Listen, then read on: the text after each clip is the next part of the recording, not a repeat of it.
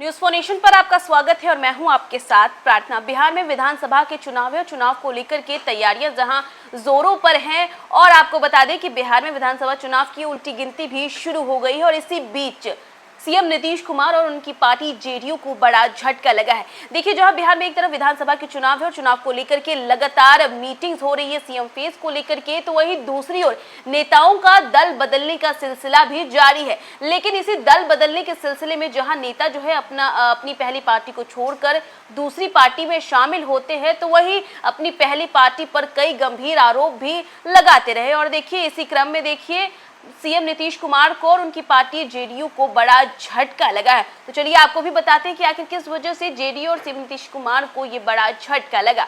क्योंकि बात करें विधानसभा चुनाव की, तो विधानसभा को चुनाव होने से पहले तमाम पार्टियों को झटके लग रहे हैं, क्योंकि नेता जो है वो लगातार दल बदल रहे हैं और इसी क्रम में सीएम नीतीश कुमार को भी झटका लगा। दरअसल बिहार विधानसभा चुनाव से पहले सीएम नीतीश कुमार को जो है बड़ा झटका लगा है, जिसमें सीएम नीतीश की पार्टी को छोड़ते हुए पूर्व केंद्रीय मंत्री चुनाव लड़ने का उन्होंने ऐलान कर दिया है और साथ ही पार्टी पर भी गंभीर आरोप लगा दिया है। बता दें कि बिहार में विधानसभा चुनाव को लेकर के जहां सियासी हलचल तेज है, चुनावी साल में नेताओं के दल बदलने का सिलसिला भी शुरू हो गया।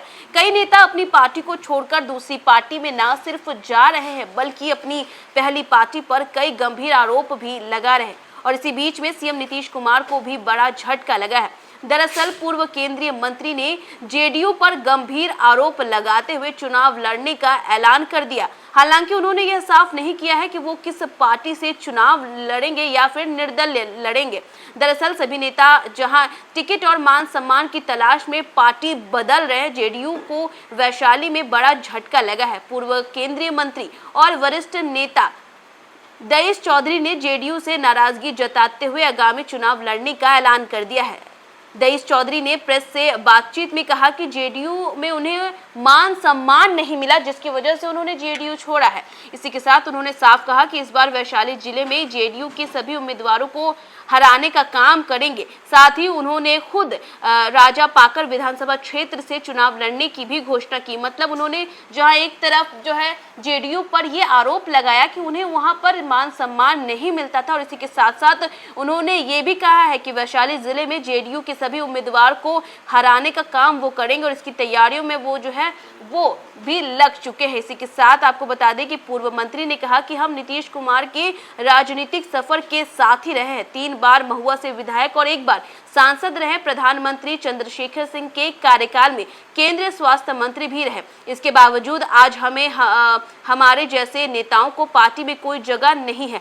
गौरतलब है कि दईश चौधरी 2020 के विधानसभा चुनाव से पहले आरजेडी छोड़कर जेडीयू में शामिल हुए थे और उस समय उन्होंने आरजेडी पर टिकट के लिए वसूली का आरोप लगाया था। लेकिन अब जेडीयू में भी उपेक्षा से नाराज होकर उन्होंने चुनाव लड़ने का ऐलान कर दिया। हालांकि वे किस पार्टी के टिकट पर चुनावी मैदान में उतरेंगे, यह भी अभी उन्होंने साफ नहीं किया है। बात करें दईश चौधरी की, तो दईश चौधरी जो है वो पहले आरजेडी छोड़कर जेडीयू में शामिल हुए थे और उन्होंने आरजेडी पर ये आरोप लगाया था जेडीयू में शामिल होते वक्त कि जेडीयू में टिकट के लिए उनसे वसूली की जा रही थी, जिसके बाद उन्होंने जेडीयू पार्टी ज्वाइन की। लेकिन अब उन्होंने नीतीश कुमार और जेडीयू का साथ छोड़ दिया और इसी के साथ साथ जेडीयू पर यह आरोप लगाया है कि जेडीयू में उन्हें मान सम्मान नहीं मिलता है। और इसी के साथ साथ उन्होंने अभी तक ये साफ नहीं किया है कि वो कौन सी पार्टी से चुनाव लड़ेंगे। देखिए, बिहार में विधानसभा चुनाव को लेकर के सियासत गरमाई हुई है। बात करें तो जहां सरकार एक तरफ लगातार कार्य कर रही है, चुनाव प्रचार जारी है लोगों के बीच पहुंचने के लिए,